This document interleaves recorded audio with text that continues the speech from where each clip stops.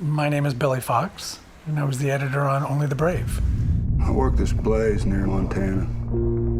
In the blink of an eye, just fire everywhere. My interest in editing started with an interest in film. My mother is a film student and would always expose me to great cinema. Terrible thing I've ever seen. My first real job in editing was at a television station. I was merely coming in the middle of the night to record Notre Dame games. They would come in at 2 in the morning and I would set up the tape machines and hit record. But while I was waiting for that, I would take footage from the San Diego Chargers, and I would take music and I would cut little music videos. And this was on 2-inch reel-to-reel tapes, and I had a ball. There was a commercial director that used to come in occasionally and edit his commercials at the television station. He came up to me one night and said, "Would you like to leave the station and come to work with me?" And I went, "Sure." From there, I decided I wanted to go to Los Angeles, so I went freelance, and wanting to do drama, wanting to do long form. So I did commercials and music videos, Pee-wee's Playhouse. Slowly but surely, I just kind of did more and more, and then a position became available on Law & Order, and I got to do one episode.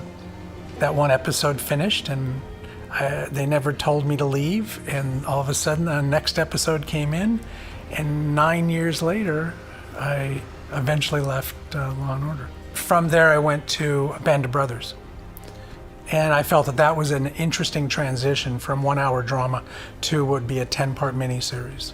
I did that, and I worked on that for about 18 months. It took another 2 years of knocking on doors and trying to get interviews, and eventually something broke. The Seoul Olympics, Hustle and Flow, Black Snake Moan, straight out of Compton. It's actually from there, it just continued on down the path.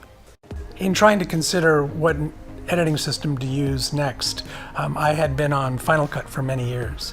And when that product kind of went south a little bit, I went back to Avid, used that, and was frustrated with it. I was given a tour of Premiere, and within that, I was given some nuggets of information of some assets that it does, submixes, continuous playing, the color corrector, more advanced than what I was used to. And I kind of came to the conclusion that this is an interesting system. I think it's reached a point, I think it's time I take this a little more seriously.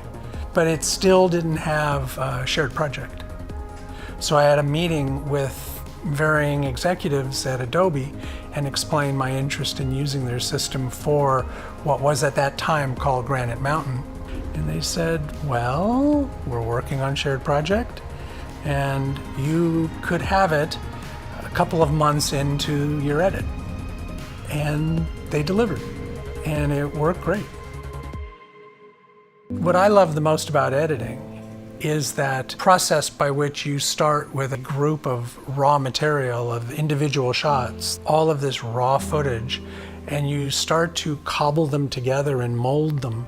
And at a certain point, after much time and massaging and opening and closing and throwing in alternate takes, there is a magic moment where it's kind of working, you know it's really close, you take one shot and you move it one frame, and the whole scene just vaporizes.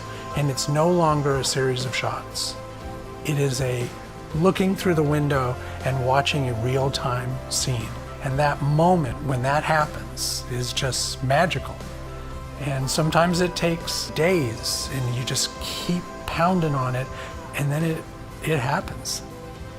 That's the magic that completely humbles me every time it happens.